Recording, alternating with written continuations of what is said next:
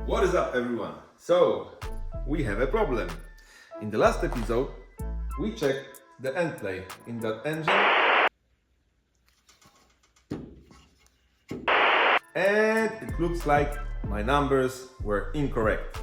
The funny thing is that I took those numbers from a guy who restores those engines for a living, so I have no idea what happened here, and of course this is my fault because I didn't check it in the internet by myself. And how do I know that my numbers were incorrect? Because of one of you. So thank you, Dave, for that comment, and sorry guys for that mistake. It wasn't intentional. Now I will have to pay for that.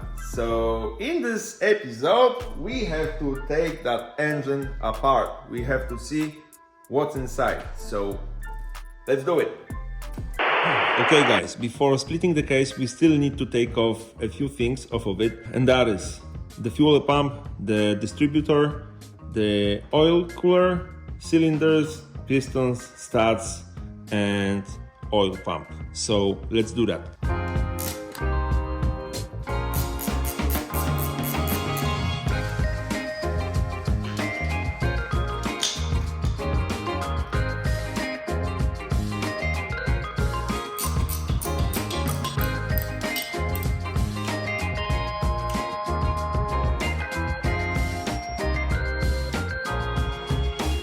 And like I said in the last episode, we have two seals over here, and as you can see, they are in a very bad condition. So that is why we had a leak from here.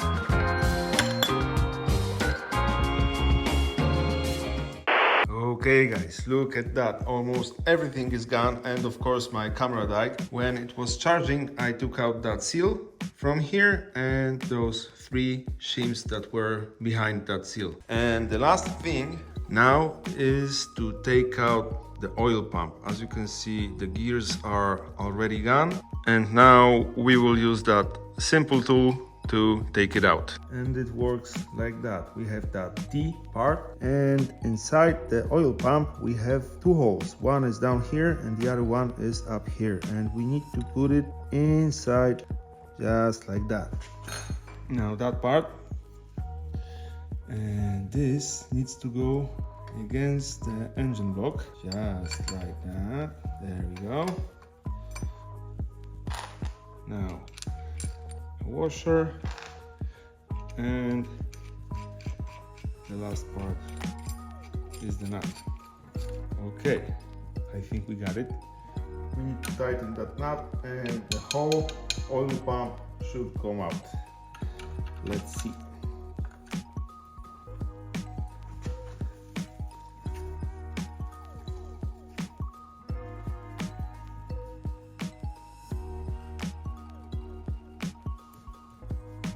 Something happened. Okay, it comes out. There we go.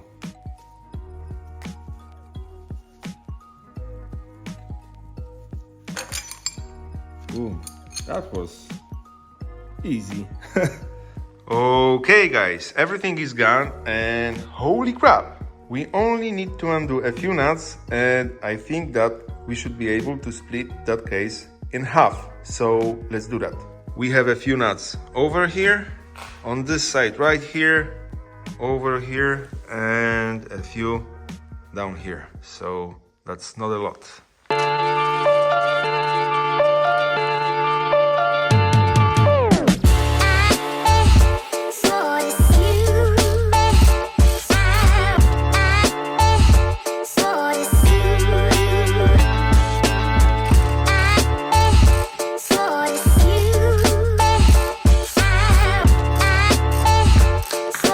Guys, all of the nuts are gone, so the only thing to do now is to split that case in half. But of course I realized that I don't have a tool for that. So I had to improvise and I made my own. So this is how it looks. I took a piece of pipe, I cut it in half. Here we have a square pipe, welded, and a threaded rod on the other side. And now by doing that, we are making that gap between them bigger.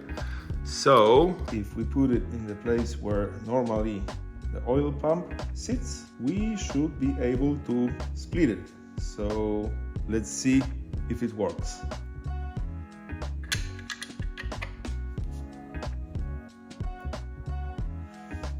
Okay, I think it works.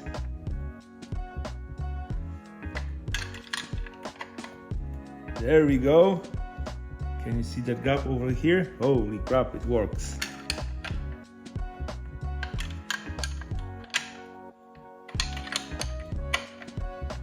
Okay, I think that we got it, because as you can see, that gap is nice and even everywhere. So now we should be able to lift that without any problems. And I forgot to show you that before taking the top part off of the rest, we have to secure the lifters because we want them back in their place. So for that we have that funny looking tool. I will show you how it looks later because I don't want them to fall down. And now let's see what's inside.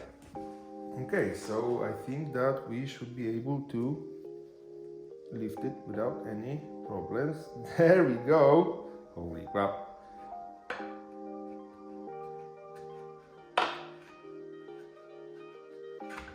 Hello. Oh my god. Okay guys, this is it.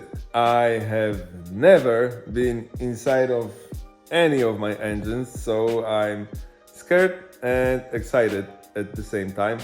And I'm scared because I don't know what to look for, but I will try to use my brain to figure it out. So let's do it. Okay, so this right here is the crankshaft, this right here is the camshaft. Here we had that black pulley mounted, and from this side here we had a flywheel installed. So when two halves of the case are together, the camshaft is not visible at all. And now the end plate was over here. Okay, now as you can see, this one doesn't move at all, and those two are in place, but this one moves a lot. Can you see that? Of course you can. I'm pretty sure that this one should sit tight as the rest, so this might be the cause of that end plate, I think. Oh. Look at that. What? Hello. Okay. Holy crap. Look at that, guys. This one is gone. We shouldn't see that at all. So this one is bad. Okay, that one doesn't move at all. Oh, this one is loose as well. See that? Okay, so the first one is loose as well. And I don't know if you can see the other half down there. It moves. Guys, I think that we just found the cause of that end plate, because look at that. But I don't know what to do now. So maybe let's take everything out of here. Let's start with that. Hello. Now the rest. I think that it should come out. There we go. Holy crap. It's not that easy actually. There we go. Okay, we got it. Okay, this is the other half. So that piece was right here a few seconds ago. Look at that. It's in the same condition, and I think that it was overheating a lot. That is why it looks like that. Look at that, guys. Here we have the camshaft bearings and they are in a perfect condition. So I think that the only problem here is with this bearing and this one over here. But I'm not smart enough to decide what to do next, so I will take all of these parts to the machine shop and I think that they will tell me if this case is still good and of course if our crankshaft is okay. Okay, we've got the crankshaft on the workbench and look at that, guys. This is the bearing that was sitting over here. Of course, this is the side where the flywheel is usually mounted and look at that. Look how it looks inside. I think that we are not using that anymore because it's worn out. I had to take out that locking thing. It actually locks front pulley in place. After that, I got out that piece of metal and we finally got our bearing off of the crankshaft, and guess what? It's worn out as well. See? The sad part is that I'm not able to take the last bearing off of the crankshaft because we need some kind of a tool to take these two off of the crankshaft first, and then we will be able to look at that. Like I said earlier, I will take all of the parts to the machine shop. These guys are way smarter than I am and they will probably tell me what to do next with all of the parts. So see you soon. I am back from the machine shop, guys, and guess what? I have some news. Good news, actually. Holy crap, I was so scared when I was going over there, and that place is around, I don't know, half a mile from here. And of course I was scared because of how the main bearings look, but guys, check this out. Okay, first of all, as you can see, we took it all apart. This right here is that last main bearing that was trapped over here behind those two gears, and look at that, it's worn out exactly the same as the rest. Here we have those two gears, and I think that this is in a very good condition, so we will leave it as it is. This is another gear. It's made out of brass, and as you can see, it has that grooves over here. They are not deep, but I don't know if this means that this is worn out or not, so I will think if we should replace it or not. And now the crankshaft. After we took everything off of it, it was measured, and guess what, guys? It's original. It's exactly the same as it was mounted in the factory, so that means that all of the bearings are factory, and we can tell that because of that VW emblem right here. I even checked them by typing that number into the internet, and guess what? It was written that these are the standard bearings, so that's good news, guys. Of course, the connecting rods bearings are worn out, so we will have to replace them. This is how the connecting rods look, and guys, I thought that we have a problem because look at that. See, this is exactly that number from the bearing that got stamped onto here, and I thought that this is bad because I watched a few videos and people said that's really bad, and those guys said don't worry, look at that, this look exactly the same as that one over here. And what they did, they took really used sandpaper 120 grit and did that in a couple of seconds. And they said that I should clean all of these like that, and besides that I should use a rag to clean all of these because as you can see they are shiny. Buy new main bearings, new connecting rod bearings, put it together and have fun because this engine will live. And that was exactly what I wanted to hear. Of course, I was a dummy and I forgot to order new parts for that engine. And unfortunately, we have holidays now in Poland, so everything is closed and we will have to wait a few days for them to come. But we need to start somewhere. And guys, that case looks bad, so we will have to clean it. And you know what? I don't want to waste time in this episode because we have a lot of work ahead of us, so let's do the magic. Done! Oh my god, guys, it took me a lot of time to do that because I had to follow exactly the same steps as with our gearbox.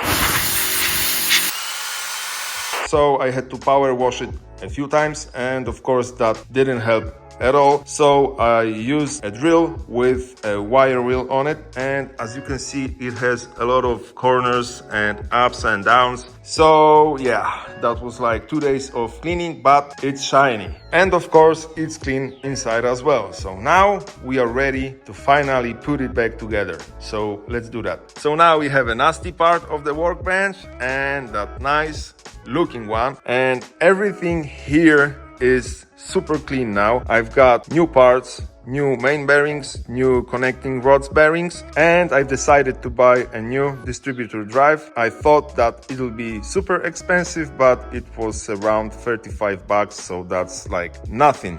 Here we have our crankshaft, which is also clean, and the flywheel will be our stand. To clean all of that, I used my parts washer, which is over there, and as you can see, my heating system is back online because it's getting super cold in my country now, and I didn't record any of that because that was a long and tedious process because I had to keep the correct order of those parts, so I was cleaning them one at a time, and because of that I know where all of these should be mounted on the crankshaft. Okay, we are ready, but before we start, I will tell you what was the cause of that end play. And guys, we were correct. These were too loose, and you can see that they overheated a lot, and because of that they warped a bit and they didn't sit tight in the case anymore. And I assume that they overheated because of all of the leaks in the engine. So in other words,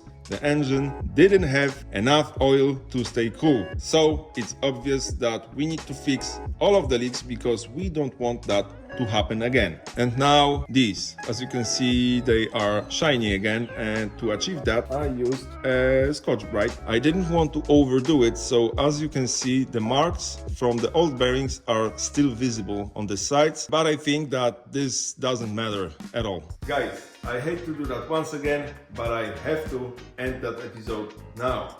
A lot of things happened during making of it, and one video would be way too long. So you will be rewarded in another video, which I will upload in about 2 days because it's already done. And yes, I know that it took me way too long to upload that episode, but guys, first of all, I needed to take some time to fully understand how that engine works because I didn't want to make more mistakes like I did in the last episode. Besides that, I had an accident in my daily job and I had to take a few days off, and besides all of that, I had some problems with that engine. You will see everything what happened in the next episode, so stay tuned because the next one is going to be exciting. Not for me, because I wanted to quit my life at some point, but now I'm happy. Okay guys, that's it. Remember, your project won't finish itself. Thank you for today. Like, comment and subscribe, and see you very shortly.